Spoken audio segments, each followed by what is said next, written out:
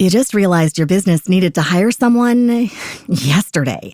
How can you find amazing candidates fast? Easy. Just use Indeed. Stop struggling to get your job post seen on other job sites. With Indeed sponsored jobs, your post jumps to the top of the page for your relevant candidates, so you can reach the people you want faster. According to Indeed data, sponsored jobs posted directly on Indeed have 45% more applications than non-sponsored jobs. Don't wait any longer. Speed up your hiring right now with Indeed. And listeners of this show will get a $75 sponsored job credit to get your jobs more visibility at Indeed.com/PODKATZ12. Just go to Indeed.com/PODKATZ12 right now and support our show by saying you heard about Indeed on this podcast. Terms and conditions apply. Hiring? Indeed is all you need. You need to watch out for people that are around you. When you get information and you share with them, like, hey guys, I just met this guy, he told me I can do cybersecurity, he told me I can do cloud ops. Then they tell you, you think you can do that? You can't. So who do you share information with? Because some people get information, you're working with it, but you give up too soon. Yes. So your life you want to live, the 6-figure you want to make, the vacation you want to go, the transformation you want is on the other side of the implementation of the information that you have. One of the most in-demand roles in tech, highest paying, best job security, is the sub-industry in tech, which is cybersecurity. I'm very excited about this conversation because not only has the guest that we have today went through all types of leaps and bounds to be able to break into tech, scale in tech, but also he's helped countless others get into the industry as well and is still doing that. Now, listen, y'all, you want to make sure you pay attention to this conversation. Stick around to the end because not only does this guest have some resources to give you for those of you that have no experience, no degree at all to be able to get into cybersecurity, but also Tech is New Black, we will be announcing our giveaway winner where you're going to be able to get some Tech is New Black drip. Also, make sure y'all are in the comments. Make sure y'all are engaged. For those that are subscribed, that we're going to make sure that we are going to be looking through the comments to announce another giveaway winner in another Tech is New Black episode. Tolu, thank you so much for being on Tech is New Black. Thank you for having me. I'm glad to be here. Yeah, really appreciate you. So very excited about this conversation because we've had the opportunity to talk a couple times now. And every time it's been better and better. Yeah. And I know there's going to be a huge blessing for a lot of people. Of course. I'm certain people will be blessed, yes. Yeah. All right, so let's get into it. Now, the past couple of decades, people have been becoming more and more distant from one another. People are being in less community. People are, I mean, we could blame it on social media. We could blame it on societal changes. But whatever the reason is, this is something that we all see happening. Many people feel as if they don't need one another. But you actually give credit to community for that being the number one reason, if not maybe the primary reason that you actually were able to break into the tech industry. So what were you doing before being in tech, and how did community, church, God actually help you break into tech? All right, thank you for that question. That's a lot to unpack, and I'm going to take it one after the other. Yeah. So prior to moving to the US, I was in admin. I was an administrative officer. I was doing a lot in the admin space.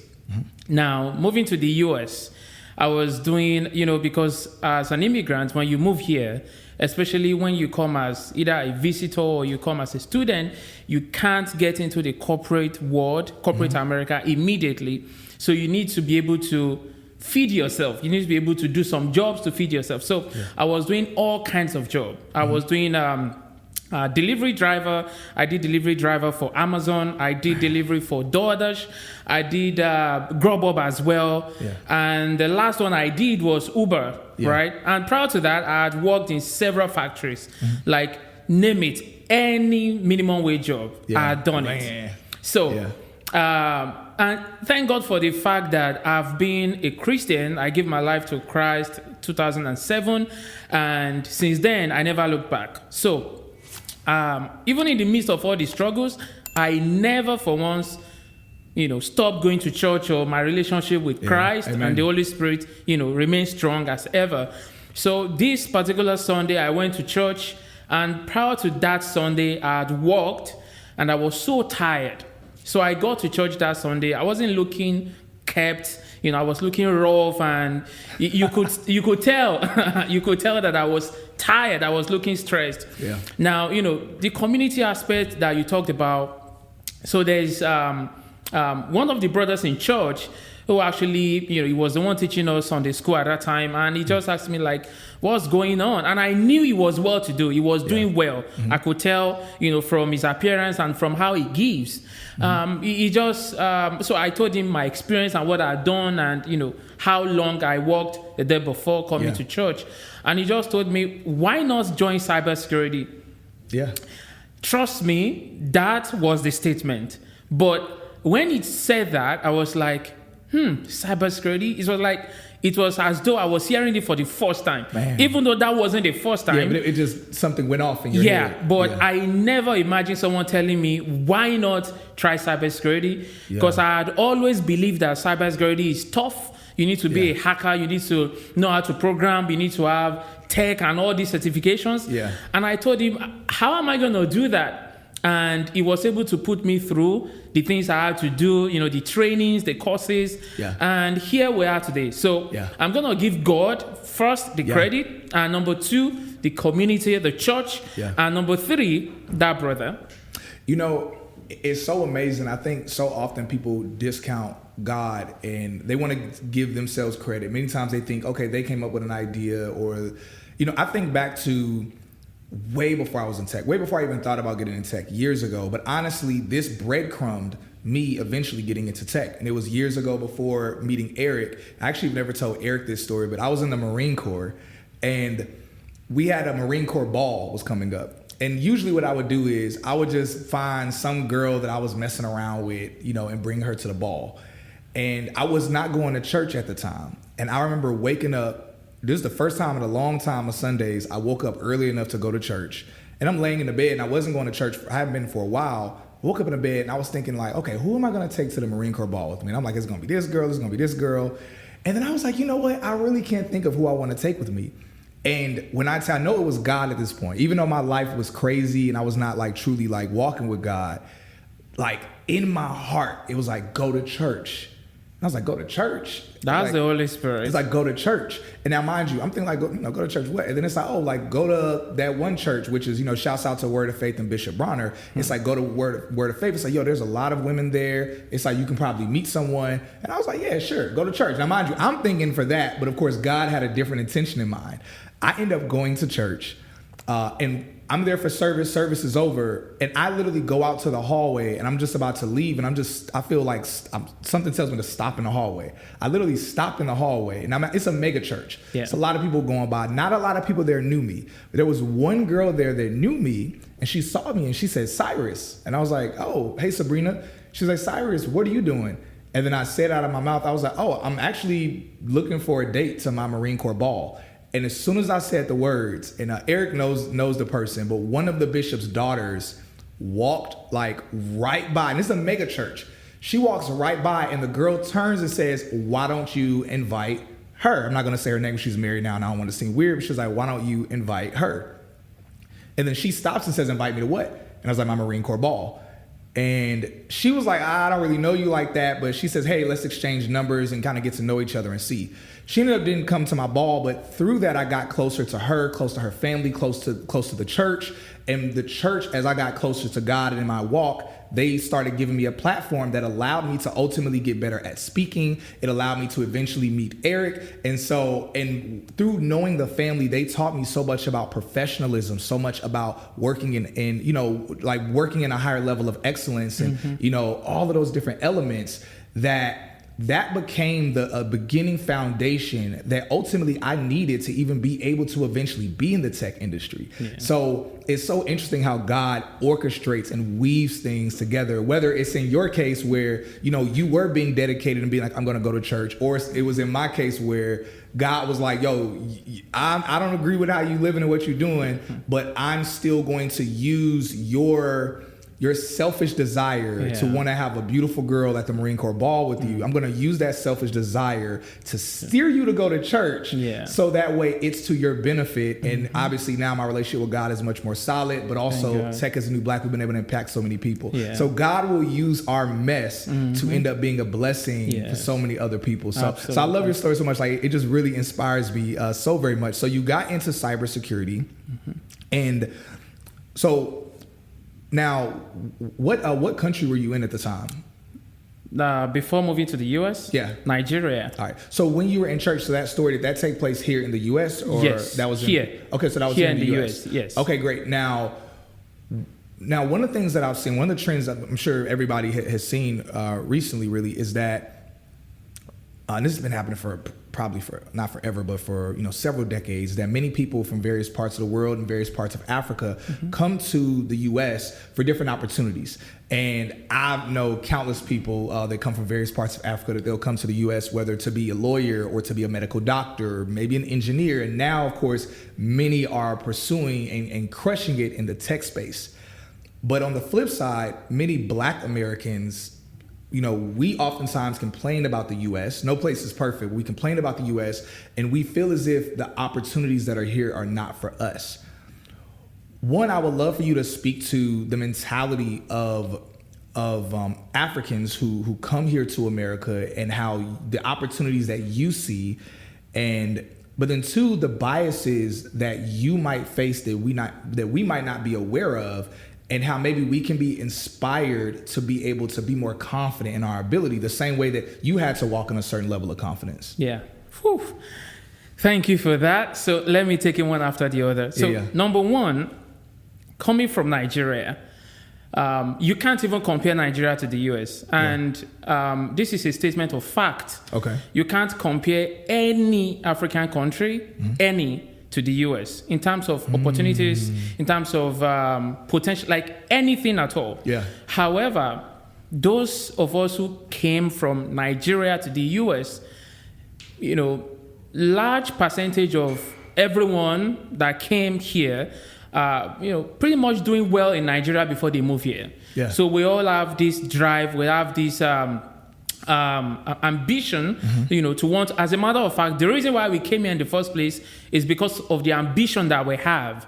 So that is part of us. It's like it's innate already. Yeah. Now, to compare to those that are here, you need to be able to get out to understand what you have here. Yeah.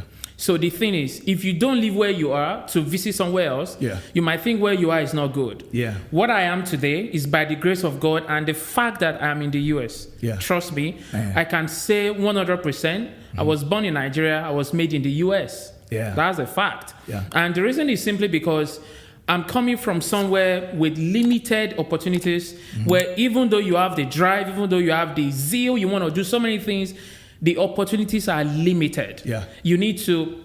I also come from a place where it is not a secret. In so many African countries, if you want to do something, you need to know somebody. You need to be connected to somebody.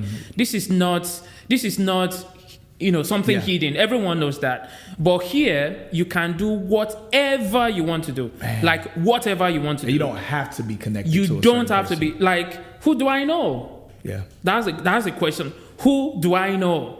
Yeah. So, and I'm doing things now that I know 100% that if I was in Nigeria, I would not have been able to do them. Yeah. That's a fact. I'm not talking about every other person, but I'm talking about me. Yeah. And I know countless of other people, my friends, that the things we do now, if we're back home, we won't be able to do that. Speaking to the opportunities that are bound in the US.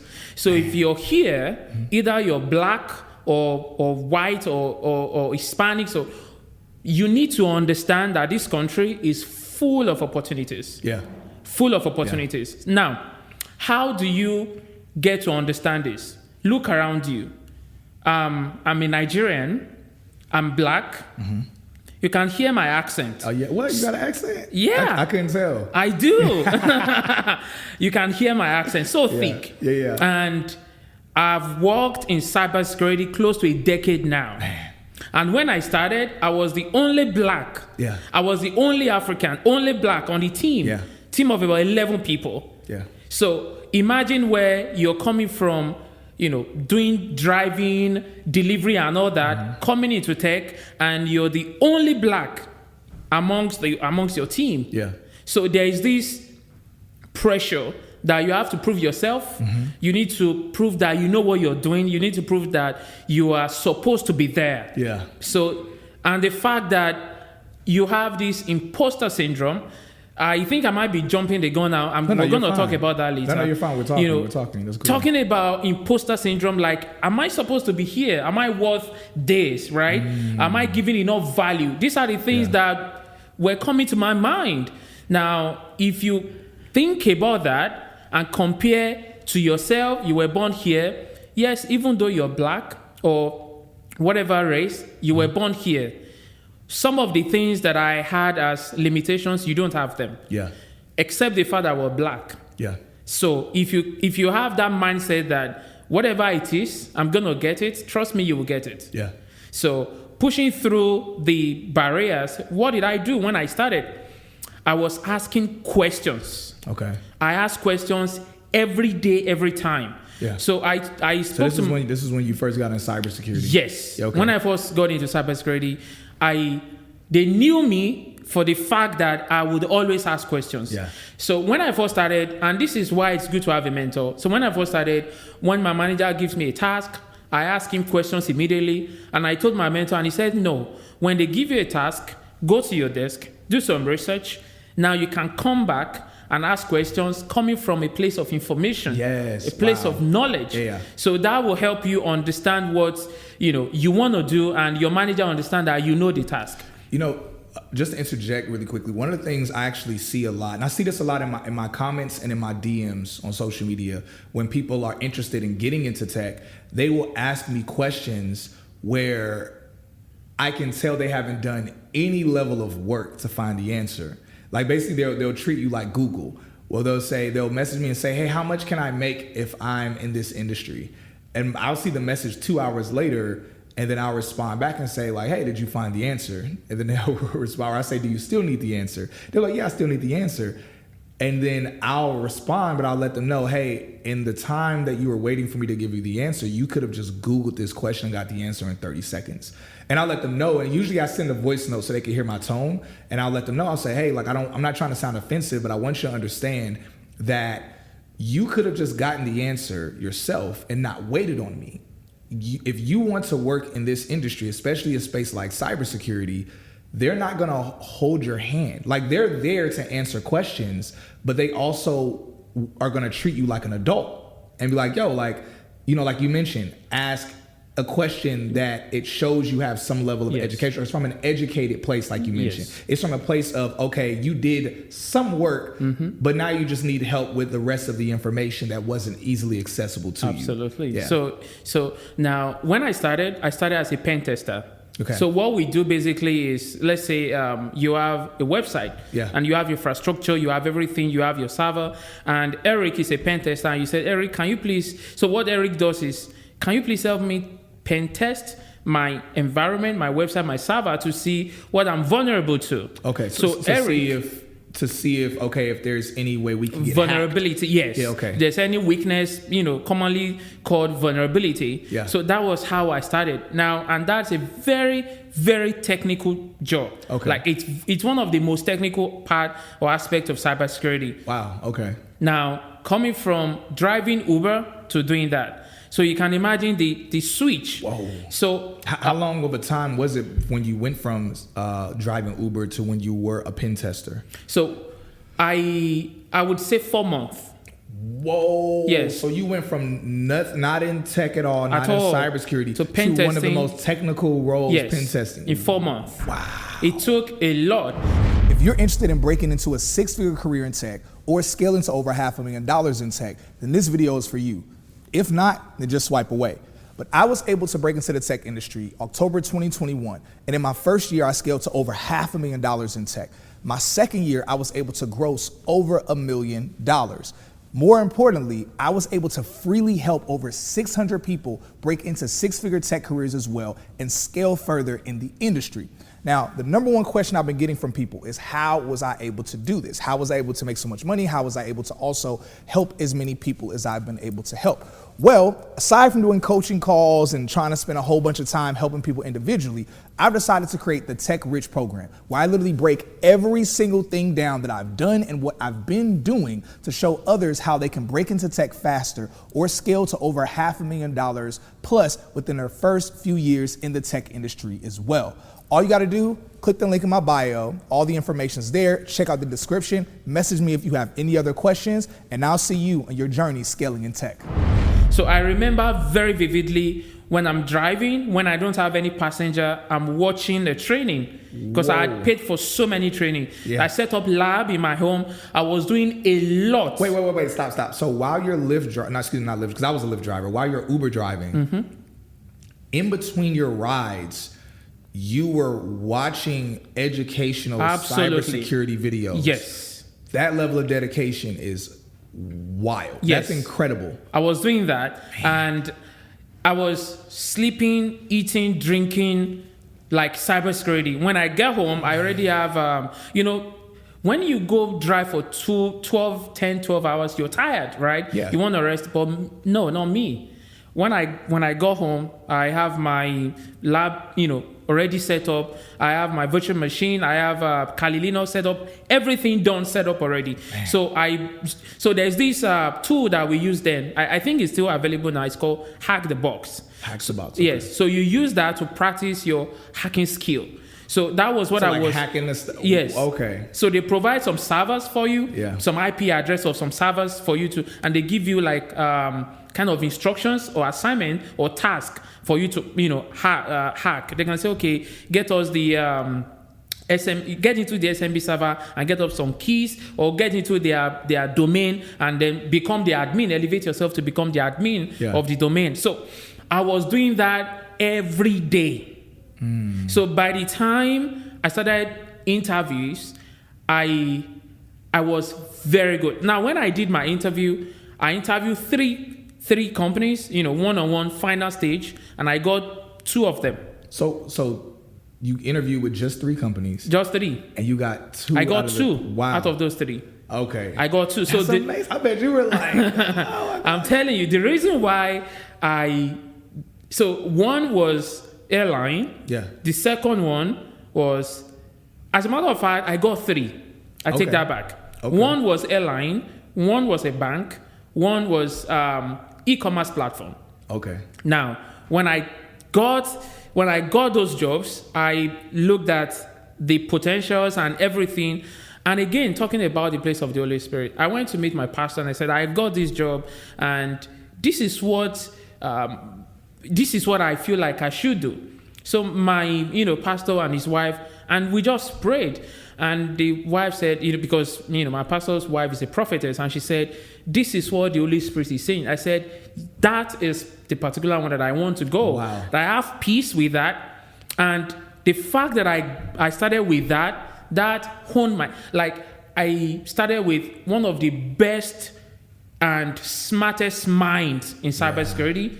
So they pushed me so much that I knew so much. Man. Yeah. So that was how I started. Yeah, that's beautiful. That's so beautiful. So that's why I ask myself, when anyone comes to me and say, this is what I want to do, if I tell you my story, then you will know that there is nothing that is impossible for you to do, especially the fact that you're in the United States. Yeah. You can do it. I love that so much. Yo, let us know in the comments, because I know we have a variety of audience. Like, some of you are people that believe in prayer, you believe in God, you go to church. And then I've also seen people in the comments where, I'm just being real. Some of y'all are like, hey, why y'all talking about God? Just keep it about tech. So would love to know from y'all, like, where do you stand? We love all people, but definitely want to know, like, yo, do you pray? Like, do you believe in prayer? Also, when it comes to your career in tech, for those of y'all that aren't in tech, Are you praying? Like, are you going to God? Are you going to anyone like a spiritual leadership when it comes to the direction of your career like Tolu did? Or is that something you haven't been doing at all? Definitely let us know. It's something that we encourage personally, but we're definitely curious about that. Also, again, we're going to make sure that we're going through the comments. So we're not going to have any bias towards anyone, but we're going to make sure that we are selecting winners for giveaways. We're going to be announcing that in future Tech is the New Black episodes. Tolu, man, there's so much that you said. One of the pieces that's really interesting to me is honestly. You just realized your business needed to hire someone yesterday. How can you find amazing candidates fast? Easy. Just use Indeed. Stop struggling to get your job post seen on other job sites. With Indeed sponsored jobs, your post jumps to the top of the page for your relevant candidates, so you can reach the people you want faster. According to Indeed data, sponsored jobs posted directly on Indeed have 45% more applications than non-sponsored jobs. Don't wait any longer. Speed up your hiring right now with Indeed. And listeners of this show will get a $75 sponsored job credit to get your jobs more visibility at Indeed.com/PODKATZ12. Just go to Indeed.com/PODKATZ12 right now and support our show by saying you heard about Indeed on this podcast. Terms and conditions apply. Hiring? Indeed is all you need. See, like, I'm trying to even think like so many directions I want to go in just for a split second before jumping back in with these within these questions. So one, most people don't realize that one of the highest biases that people have is accent bias. Mm-hmm. I actually learned this recently that it's not skin color is not the biggest bias, but accent is the biggest bias. Living in Miami, I was able to see that, where I would see someone and think that they're black. And because I think they're black, I have certain assumptions that I didn't even realize I had until they would speak, and I would realize, oh, they're Latino.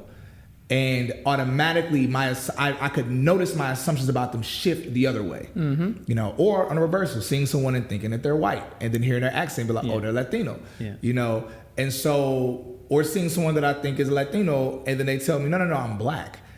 And it causes all these strange shifts to where I've been able to actually see how strong accent bias is. Mm-hmm. And so that's a layer that I think many like black people here, like in America, don't understand, where that layer of you walking into a room and everyone automatically assumes you're a black man, so there's automatically that bias, but then them hearing your accent, so then there's another level of bias as well. It's something that I just wanted to kind of communicate for people to understand the layers that you went through. But the piece that really stuck out to me, because I didn't even notice, like we talked before, I had no clue that while you were I keep saying Lyft driving because I that's what I did, but while you were rideshare driving, you were studying. And that's so beautiful, because so often people, I don't want to say make excuses. People give reasons as to why they can't do it. People say, like, oh, I don't have time. I don't have time to study because I'm working during these hours of the day, and then I have this going on and that thing. And it's really beautiful to hear where you're like, no, you made a way. And in 4 months for you to be a qualified pen tester, and I mean, you weren't like somewhat qualified. If you were somewhat qualified, 3 companies wouldn't have given you an offer for a pen testing role. Yes. That shows that you really were dedicated in those 4 months to it. And I really hope that inspires someone and allows y'all to see, like, realistically, just like you said earlier, the opportunities that are here. And going back to what you said, where we're in a place where there are a lot of issues in America, but to be in a place where... Sorry, quick one. Can you tell me any country without issues? Can you name one? Okay, no. Continue. Can't name one at all. Okay, Cannot cool. name one at all. Now that's very real. But to realize, I'm going to be real, I didn't even know about that piece that you mentioned earlier, where in Nigeria you have to be connected to someone in order for something to happen. This is not secret. Yeah. Everyone knows that. Yeah. Something as, even as simple as getting a job. Yes, people get a job on a merit every day in Nigeria. Not just in Nigeria, Africa. People get job on a merit every day. Mm-hmm. However, there are some jobs, tons of them, that if you don't know someone on the inside, you're not going to get a job. It does not matter if you're good or not. What was your, like, what is your why? Like, what had you so driven at that time? Because I mean, I'm going to be I was very driven when I was Lyft driving and trying to get into tech. I was very driven, but I was not driven to say, okay, while I'm Lyft driving, I'm also going to be studying. So there's a clear indication of a level of drive you had. Why were you so driven? And I want to be real. You didn't just get into tech. Like, you scaled really far and helped a lot of people along the way. So what was your drive to work so hard initially? And after getting in tech, what's kept that drive going? Now, when you're driving, like when you were doing Lyft, you were picking up different kind of people, all kinds of people. Yeah. I was doing the same thing. So there were times where I pick someone and I like to initiate conversation. Yeah. And when I start talking to people and you tell me, okay, I'm 21 and I'm a software engineer, this is my salary, and I get to pick someone else, I'm cybersecurity, this is my salary, I get to pick. So I was doing all that, and I was going to downtown Chicago, and I was seeing all these beautiful buildings, see all these, nicely dressed young men and women coming out, and I'm like, are these people smarter than me? Come on. That's the question I was asking. Are they smarter than me? Are they smarter than me? And when we have conversation, and again, maybe to them, some would say it's an insult, but I didn't care. Some would ask me, like, wow, you're so smart. Why are you driving Uber? Yes. Well, I didn't care, But anyway, those were the things that I was seeing daily. Yeah. And if that does not inspire you, nothing else will inspire you. Yeah. And when I was seeing that, I'm like, I have to do this. That's number one. Number two, the life that I want to live, the freedom that I desire, and the ability to be able to do whatever I want to do without looking at my bank account and trying to see if I have leftover, or if I want to pay, in a restaurant, or if I want to do anything at all. I don't want to have to look at my bank balance or think twice. Yeah. And this is not talking about being frivolous, but the things that are necessary, the necessities of life, the things I want to do. I want to be able to afford them, right? And I know that this is a vehicle that can afford me that kind of life. Yeah. And the fact that I was seeing people that are doing it, man, game on. Hey, y'all, we have some incredible news that I'm super excited about to finally announce our private tech community. Yes, you heard that right. A private tech community exclusively for you all who want more than just the podcast. You want more than just the FAQs. You want to talk with tech recruiters. You want to talk with hiring managers. You want to talk with coaches. You want to talk with people that can help with editing and rewriting your resume. Maybe you're somebody where you just want to be a part of a community where we're talking about updates of what's happening in the software industry. Y'all, this community that we've launched is also going to involve a Discord where we're going to be talking about updates in tech. We're going to be talking about companies that are hiring. We're going to be talking about upcoming tech events. So that way you don't have to miss any of the gems that I know, but not even just what I know, but the gems that friends of mine that are also in the tech industry know as well. So if you want to be a part of that community, go ahead and sign up so that way you can join us. We have a few different tiers. Ultimately, it's all tuned in for you. Oh, and last thing, also within this community, we're going to be streaming all of our interviews with our podcast guests. So instead of you having to wait months to watch the videos later on, you'll actually be able to watch the interviews in real time and ask your live questions to those guests. So make sure you join our tech community. Yo, so that's so incredible, so incredible. Now, so I completely resonate with that, where sometimes you can realize you're smarter than some people, but you just don't have the information that they had or the knowledge they have. And I think, and correct me if I'm wrong, I think that's really where most of us are at, people that aren't in tech, where they think because they don't have information, they're not smart, but really you just don't have knowledge about a topic. But in reality, you are smart. I had to realize this like way before being in tech when, I looked at it when it came to like the Bible, where, I realized like, I have to be smart because I've been able to read this book with all of these, and understand the context of it and be able to break it down and be able to quote these things and understand the Hebrew and the Greek and all of these components. Okay, so I have to be smart. And then I looked at like things like comic books and how I was able to consume knowledge and information. Most people don't know this. Like I'm low-key a comic nerd.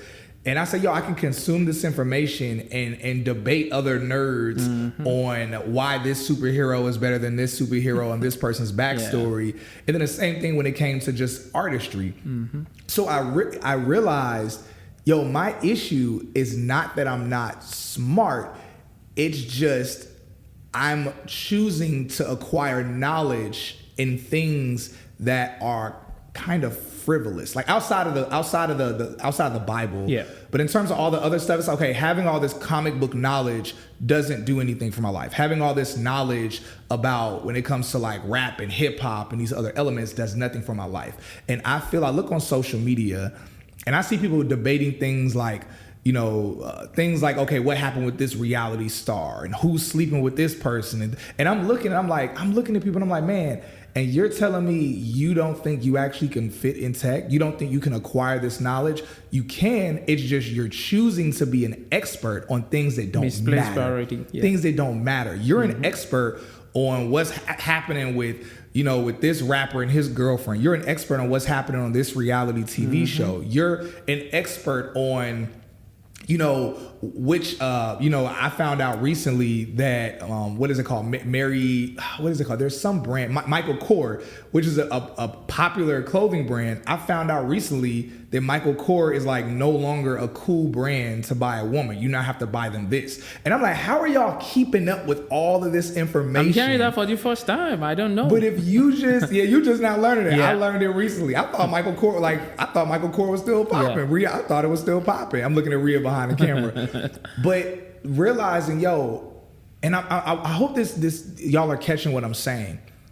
If you're a subject matter expert in something, you could realistically become a subject matter expert in almost anything.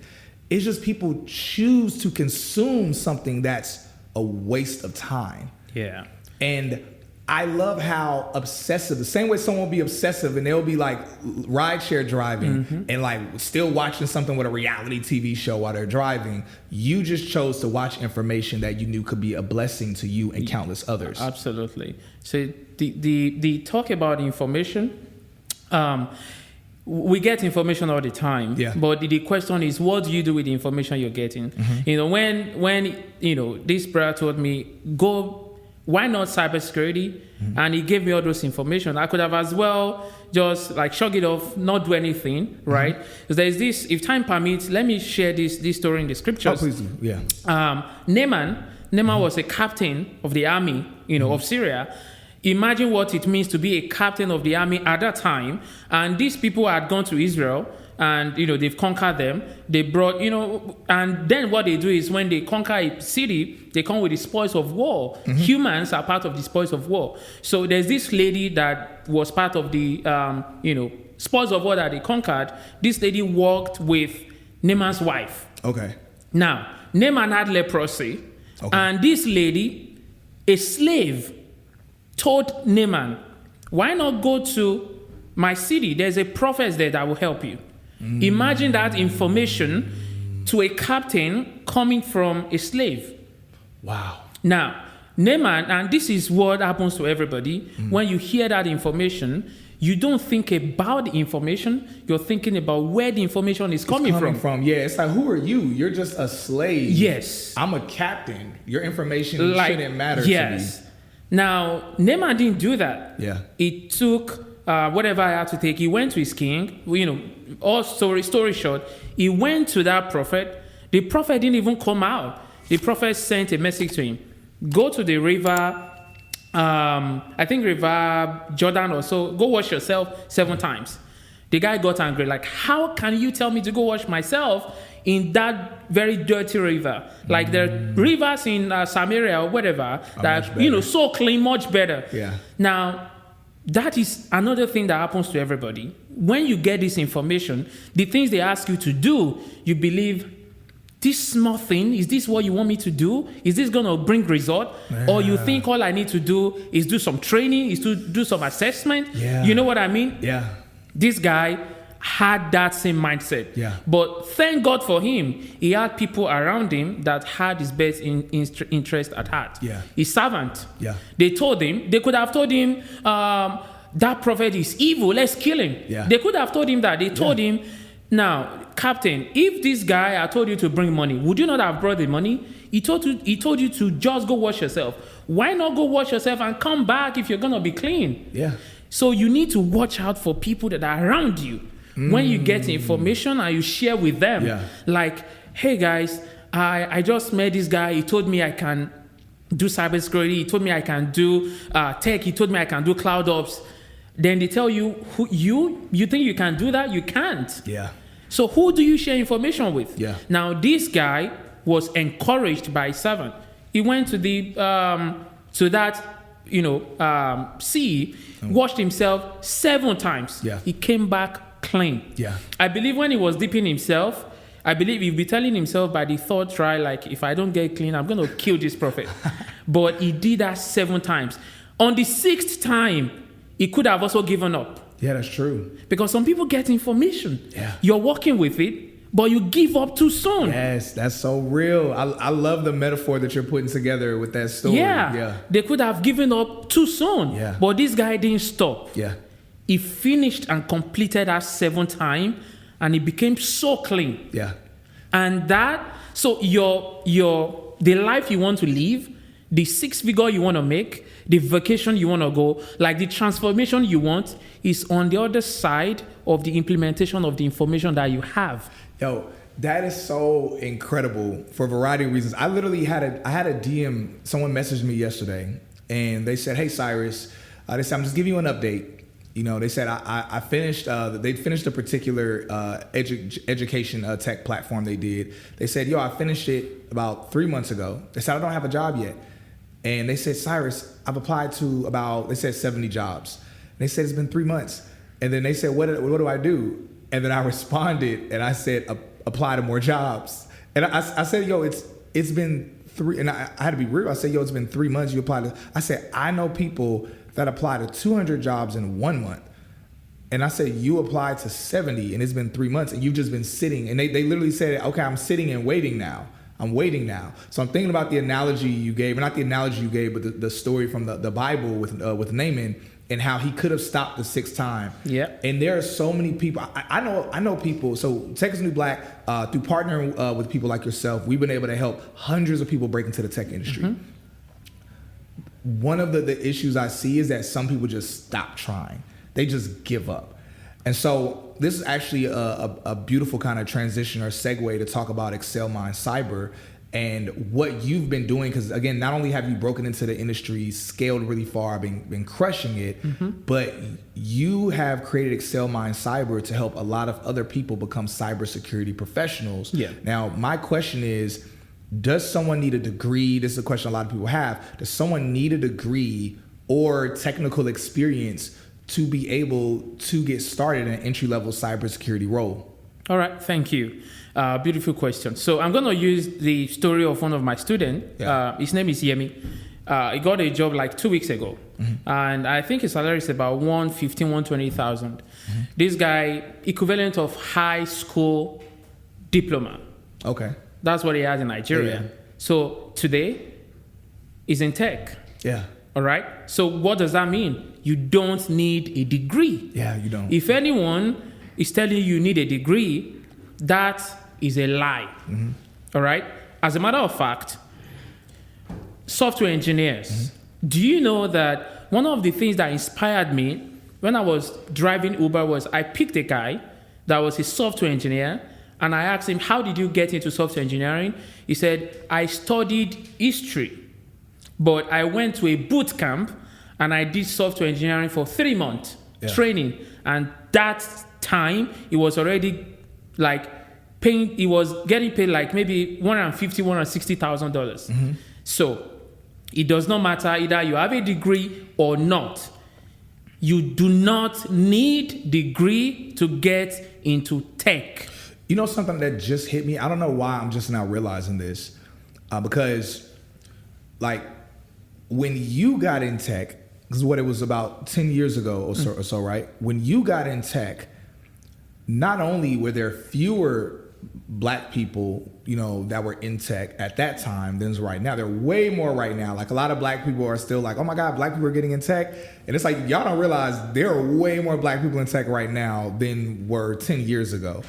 But you didn't even go to college for it, even back then. Mm-hmm. So this is crazy because not going to college to get in tech was more rare 10 years ago. Now it's pretty normal. So it's really interesting to see that there are still some people that might think they need college, when even 10 years ago, you as someone who had moved to America, have a thick accent, and all these other pieces, you still got into the industry in just 4 months. Yes. A decade ago. Let me know in the comments if any of y'all if 10 years ago, if y'all knew what a boot camp was. I didn't know what a tech boot camp was. I didn't know that there were ed tech platforms up until about maybe like 4 or 5 years ago. Mm-hmm. So that's actually, honestly, that's one of the hugest testaments or testimonies of being able to get into the industry without having a certain type of background. Yeah, absolutely. So when you're getting a tech role, they don't actually care about your degree, because your degree is not going to do the job. What actually does the job is the capacity that you've developed while, when you were doing your training. So it does not matter either you have a degree or not. So degree is not actually necessary, is not needed at all to either get into the role or excel. You don't need a degree. That's a fact. Yeah. So look, I want to kind of tie things back to the beginning of the story and ask a question. Right before doing that, I definitely want to shout out the winner of our giveaway for Tech is the New Black merch. So want to give a shout out to Supreme on Fire 9740. It's always funny whenever I see YouTube names like that, but Supreme on Fire 9740. Thank you for your comment that you left on our content. Make sure that you message us at info@techisthenewblack.com. So message us like your sizes, check out our merch information, see which piece you're interested in, and we'll be able to send that over to you. Again, for everybody else that's tuning in, make sure y'all are engaging in the comments. All you have to do is make sure that you like, subscribe, and that you're engaging in the comments, and we'll choose you as a winner for a giveaway. Now, the last question that I have for you, Tolu, at least I think it's the last question, and something else might pop up, but the question I'm thinking of is really, so community, godly community helped you break into cybersecurity. Mm-hmm. It's been 10 years, you scaled really far, helped a lot of people get into cybersecurity with Excel Mind Cyber. Mm-hmm.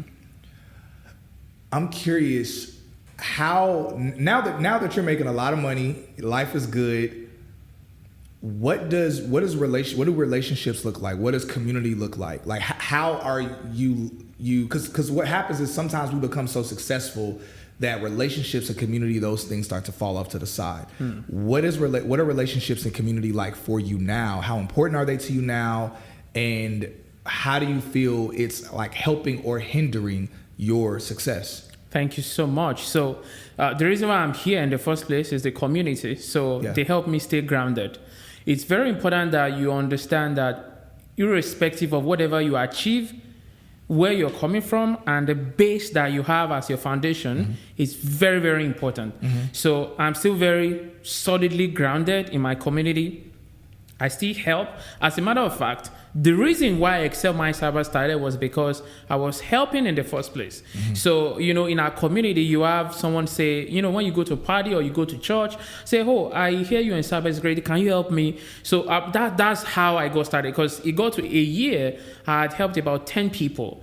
So they now came together and said, you are very good at this. Why not, put this into something that you can do to help a lot of people? And that's how Excel My Cyber started. So even now, I still do that. Help either friends, family, church. I still do that 100%. Also, it has also helped me to be able to give, because I like to give. So that has helped me to do that a lot. And another thing that, I can tell is I used to be very agitated about what's going to happen next month, what's going to happen in 2 months. Okay. But now it's no longer there because there's job security. As a matter of fact, my team were telling me Now that you have Excel mindset, but why can't you quit your job? You know what I told them? What's that? I said, if I quit my job, then what is my testimony? Because what I tell my student is the fact that I can do this, you can do it as well. Yeah. So if I quit, what am I going to tell them? Then it becomes, hey, I'm no longer doing this thing. Now my success is just off of you being my student. Yeah. So when I'm having live class, I move my, camera. Can you see my monitor? Can you see? So what I'm doing now is what I'm teaching you. Yes. So this is not, I have done this before. No, Yeah. I am doing it right now. Yes. You just realized your business needed to hire someone yesterday. How can you find amazing candidates fast? Easy. Just use Indeed. Stop struggling to get your job post seen on other job sites. With Indeed sponsored jobs, your post jumps to the top of the page for your relevant candidates, so you can reach the people you want faster. According to Indeed data, sponsored jobs posted directly on Indeed have 45% more applications than non-sponsored jobs. Don't wait any longer. Speed up your hiring right now with Indeed. And listeners of this show will get a $75 sponsored job credit to get your jobs more visibility at Indeed.com/PODKATZ12. Just go to Indeed.com/PODKATZ12 right now and support our show by saying you heard about Indeed on this podcast. Terms and conditions apply. Hiring? Indeed is all you need. You just realized your business needed to hire someone yesterday. How can you find amazing candidates fast? Easy. Just use Indeed. Stop struggling to get your job post seen on other job sites. With Indeed sponsored jobs, your post jumps to the top of the page for your relevant candidates, so you can reach the people you want faster. According to Indeed data, sponsored jobs posted directly on Indeed have 45% more applications than non-sponsored jobs. Don't wait any longer. Speed up your hiring right now with Indeed. And listeners of this show will get a $75 sponsored job credit to get your jobs more visibility at Indeed.com/PODKATZ13. Just go to Indeed.com/PODKATZ13 right now and support our show by saying you heard about Indeed on this podcast. Terms and conditions apply. Hiring? Indeed is all you need.